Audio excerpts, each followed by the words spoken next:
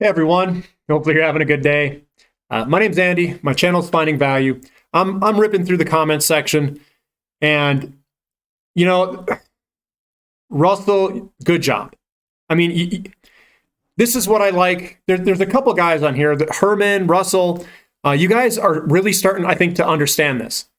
And what you wrote here is, Andy, I'm digesting all your market indicators. When I think I understand, it sinks into a deeper level. And this does take some time. At this point, it only makes sense that we will have a gold price of at least $10,000 over the next decade, if not higher, which I agree with. I think it could be anywhere from 5,000 to 20,000. I don't know. I always say 10,000. That's about, I think, where it's going to go. An oil to gold ratio at the end of the cycle using a so he's saying uranium, a 1-to-5 ratio. That's at market peaks. If you look at the history on a uranium, it's 1 ounce gold can buy 5 pounds uranium. He says $10,000 gold divided by 5 is $2,000 per pound. If it's only half as good, that's still spectacular. If it goes to $1,000 a pound. Wondering why even waste time with speculative picks. If the ratio could be that fantastic, we will still more than kill it only buying the producers. Why would we want to go into some of these speculative picks? Well, here's the thing. I can't buy Kazatomprom. I don't know how, there's no way for me to get it. So that's one company that's a producer. The other one is in China. We can't get that one. So then we've got Camco. Camco's got some really large deposits. But here's the thing. They're technically very difficult to get out of the sandstone. They've flooded a mine a couple times. So that one I consider not to be a low risk. I consider that to be kind of high risk. So then we're stuck with like a Paladin Energy. And that's about it. Now, what if it does what you said there? It goes to $1,000 a pound, $600, whatever it is, right? Uranium goes up 20-fold, 30-fold, 50-fold. And the price of uranium itself. If we can get in just a couple of these companies that can set up a really good mine, it's going to be ridiculous, Russell. It's going to be ridiculous. And why I'm spreading my money out amongst a whole bunch is you just need one. You just need one. If you got 15 and one of them hits, it will be so big, it will change your portfolio so immensely that I'm scared to put my money and try to choose one or two of these producers. I want a whole bunch. Because if you're using a betting strategy and you know it's going to go that big, the potential is so large, then let's put some money all over the place. Because what if a base load in an easy to mine location finds 500 million pounds? What if it finds 1 billion pounds? It's possible that they find 1 billion pounds. And if your price of uranium goes, last market, the uranium was going for about 10% of the price. If uranium goes to $600, I'll pull up a calculator. Let's do this. If uranium goes to $600 and we get 10% of it, that's $60. And you've got times, let's say someone finds 500 million pounds, right? That should be a 30 billion market cap. Base load right now is at a 20 million market cap. That's a 1,500 bagger. 1,500 times your money. Now, some of these companies, let's say there's only 5 really good explorers in the Athabasca region. Well, why don't you just buy all of them? Buy all of them, get a little bit of money in them, and let them go. Why not do it? Because if you can get 1,000-fold, $1,000 turns into $1 million in this type of scenario. If they hit something big. And I think one of them will. One or two of these companies are going to find something big. And if I got a little bit of money in it, just $1,000, it's coming to you. we're talking fat stacks of hundreds just flinging into your account. It'll be a flood of money right into your account, Russell. It's a flood. Now, I think it's good to have everything. Have some producers, have some developers, have some exploration companies, because that's how I'm playing this. I'm buying it all. It's like there's a couple of companies I don't own. I don't think the management teams are strong enough. And I don't want to talk about those that aren't strong enough. I want to talk about the ones that I do think are very strong. I think John Borshoff at Deep Yellow is I think he's going to kill it, man. If he can pull this off, I think Bill Sheriff and Encore Energy, I really like that. And if James can find something big, fingers crossed. I have Next Gen Energy. I like the deposit.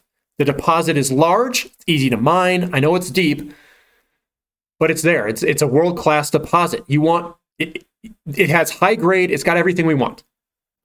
Fission Uranium is another one that I think is a easier to mine one, and I think I like that deposit. So Fission, Next Gen, Baseload, Encore Energy, Deep Yellow. Those are kind of my 5 top picks. Then you can go over into Africa. Remember, Deep Yellow is in Africa. You go to Africa, Namibia. I've got Bannerman, Forces Metals. I've got Deep Yellow. And I think there's one more that I'm forgetting. Goviax is in Africa. It's not in Namibia. But I've got Goviax. But these if any of them do well, the return will be so big that you want to have some money in one of them.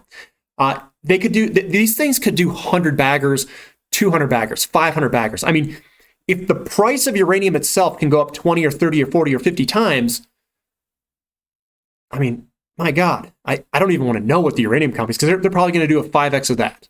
So 5 times 50 is 250 times.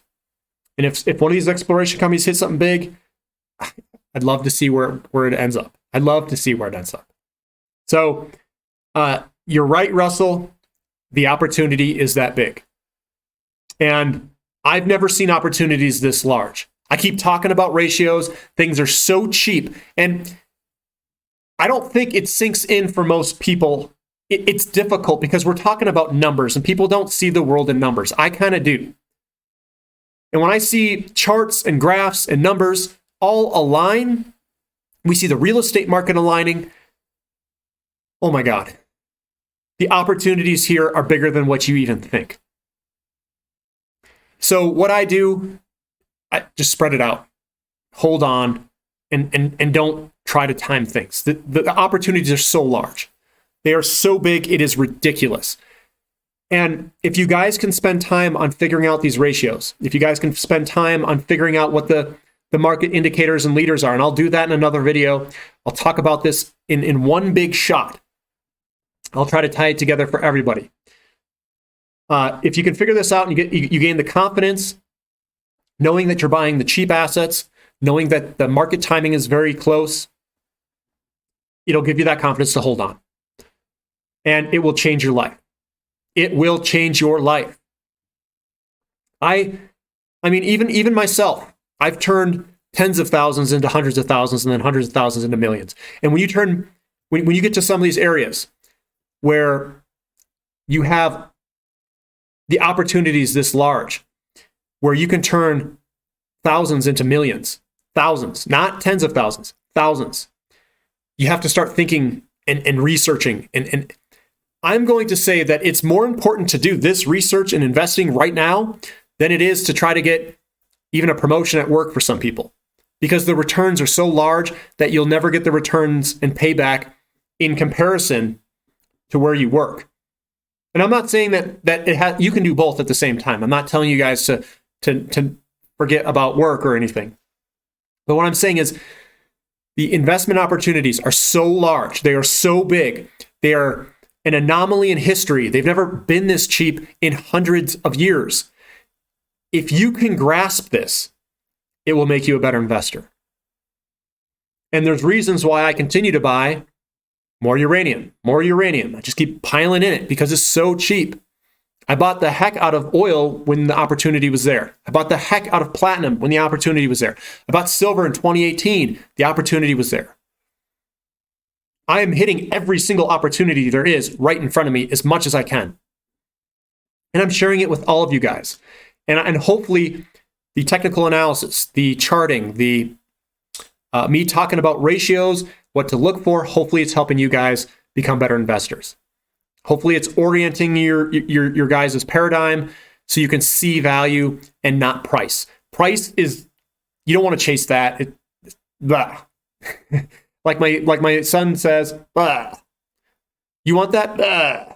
Blah. Stocks? Blah. Exactly. They're overvalued. I'm going to go and do another clip. The next clip will be on, I'll try to explain inflation, deflation, how this stuff all works, how it all ties together, and basically how to be the best investor that I know of. So look for that in the next clip. Give me a thumbs up on this here. And thank you for listening. Thank you for commenting. You guys are making the channel what this channel is all about. And I like answering your questions because I want you guys to know what I know. And it may take some time because some of this stuff, it took me a while to piece it all together and to actually gain the perspective that I needed in order to be a successful investor. So thanks for listening. This is Finding Value.